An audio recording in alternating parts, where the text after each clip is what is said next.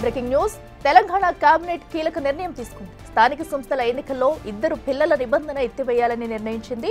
2 కంటే ఎక్కువ మంది పిల్లలు ఉంటే పోటీకి అనర్హులన్న నిబంధన ఎత్తివేయాలని కేబినెట్ తీర్మానం చేసింది. తెలంగాణ పంచాయతీరాజ్ చట్టం 2018లో సెక్షన్ 21/3 తొలగించనున్నారు.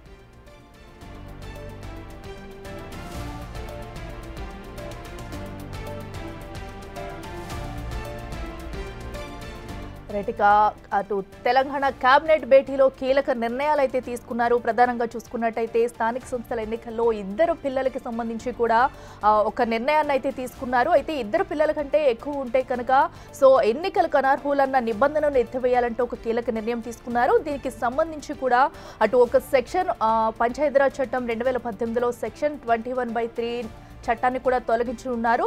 దీంతో స్థానిక సంస్థల ఎన్నికల్లో నిలబడే వారికి ఇది కాస్త ఊరటనిస్తుందని చెప్పుకోవాలి.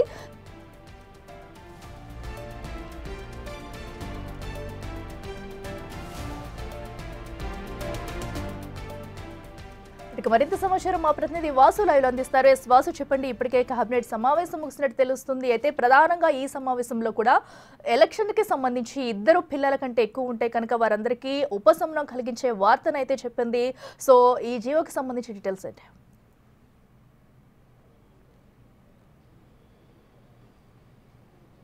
సఖిల, తెలంగాణ కేబినెట్ కీలక నిర్ణయం తీసుకుంది. స్థానిక ఎన్నికల్లో కూడా 2 పిల్లల నిబంధనను తొలగిస్తూ ఒక కీలక నిర్ణయం చెప్పాలి. ఎందుకంటే ఇప్పటి వరకు ఉన్నటువంటి 2 పిల్లల నిబంధన తొలగించాలని తెలంగాణ ప్రభుత్వం నిర్ణయించింది. కేబినెట్ కూడా ఆమోదించింది. త్వరలోనే ఆర్డినెన్స్ కూడా గవర్నర్ పంపబోతోంది. అయితే పంచాయతీరాజ్ చట్టం ఆర్టికల్ 23 క్లాజ్ 3 కింద ఉన్నటువంటి నిబంధన ఏదైతే ఉందో 2 పిల్లలు ఉంటే తప్ప అంతకు మించి ఉన్నటువంటి తల్లిదండ్రులు ఎవరు కూడా స్థానిక ఎన్నికల్లో పోటీ చేయరాదు అంటూ కూడా 1994లో తీసుకొచ్చినటువంటి ఒక నిబంధనకు సంబంధించి కూడా దాన్ని సవరిస్తూ తెలంగాణ ప్రభుత్వం ఒక కీలక నిర్ణయం తీసుకుంది. రాబోయేటువంటి ఎంపీటీసీ, సర్పంచ్, జెడ్పీటీసీ ఎన్నికల్లో కూడా 3 పిల్లలు ఆ పైన పిల్లలు ఉన్నటువంటి వ్యక్తులు పోటీ చేయడానికి అవకాశం కల్పిస్తూ తెలంగాణ ప్రభుత్వం అయితే ఒక కీలక నిర్ణయం. ఎందుకంటే గత కొంతకాలంగా చాలా పెద్ద ఎత్తున డిమాండ్ వినిపిస్తూ ఉంది.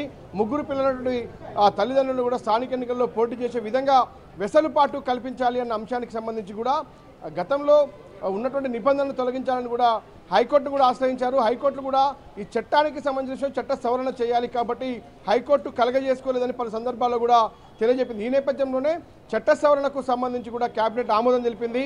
ఏదైతే పంచాయతీరాజ్ చట్టంలో ఉన్నటువంటి 2018 23 క్లాస్ 3 కింద ఉన్నటువంటి చట్టం 2 పిల్లల నిబంధనలు తొలగించాలని కూడా నిర్ణయించింది. కాబట్టి రేపు ఏదైతే పంచాయతీరాజ్ శాఖ తయారు చేసినటువంటి ఈ ఏదైతే ఆర్డినెన్స్ను కూడా గవర్నర్కి పంపి గవర్నర్ ఆమోదం కోరే అవకాశం ఉంది. 1-2 రోజుల్లో కూడా గవర్నర్ ఆమోదం లభిస్తే అది తెలంగాణ ప్రభుత్వం తీసుకోబోయేటువంటి స్థానిక ఎన్నికల జరగబోయేటువంటి ఎన్నికల్లో కూడా ఖచ్చితంగా పోటీ చేయడానికి అవకాశం కల్పించినట్టుంది. అంతే దాదాపుగా 30 సంవత్సరాలుగా ఉన్నటువంటి ఈ నిబంధన తెలంగాణ తాజా ప్రభుత్వ నిర్ణయంతో కూడా తొలగిపోయిందని చెప్పాలి.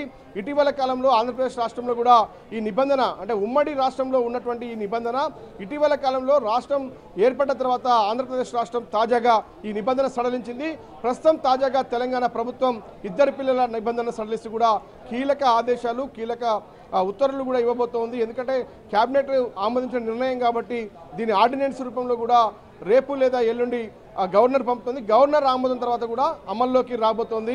ఇక రాబోయే స్థానిక ఎన్నికల్లో 3 కంటే ఎక్కువగా పిల్లలు ఉన్నటువంటి వ్యక్తులు కూడా ఎన్నికల్లో పోటీ చేసేందుకైతే ఒక ఫెసిలిటీని తెలంగాణ ప్రభుత్వం కల్పించింది.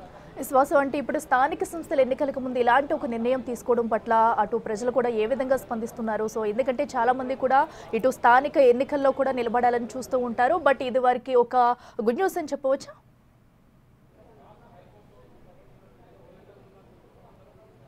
ఖచ్చితంగా గతంలో ఏదైతే జనాభా నియంత్రణ కోసం అంటూ కూడా ఇలాంటి నిబంధన తీసుకొచ్చింది.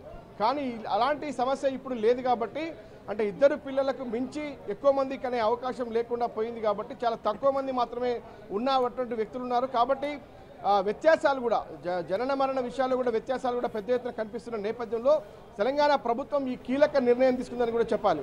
ఎందుకంటే గతంలో ఎప్పుడో 30 ఏళ్ల క్రితం తీసుకొచ్చినటువంటి నిబంధనలను ఇప్పటిదాకా కొనసాగించడం సమంజసం కాదు అన్నటువంటి అభిప్రాయాలు ప్రజల నుంచి పెద్ద ఎత్తున వ్యక్తం అవుతున్నాయి. మరోపక్క పార్టీ లెవెల్లో కూడా కార్యకర్తల స్థాయి నుంచి కూడా 3 పిల్లలు ఉన్నటువంటి వ్యక్తులు చాలామంది ఆశావాహులు ఉన్నారు.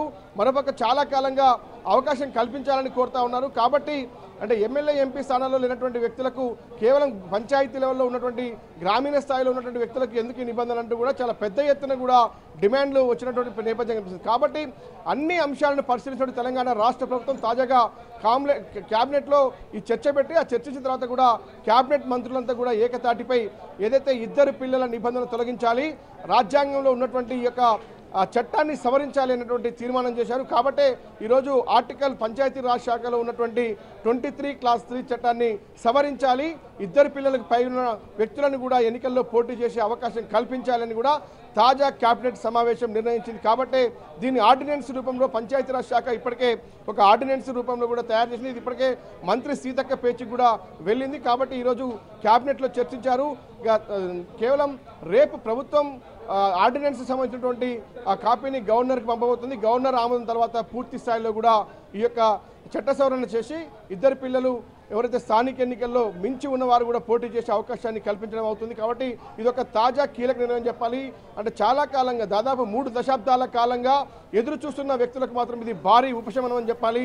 తెలంగాణ తాజా కాంగ్రెస్ ప్రభుత్వం తీసుకున్నటువంటి ఒక గొప్ప నిర్ణయంగా భావించాలి. Right was, thank you.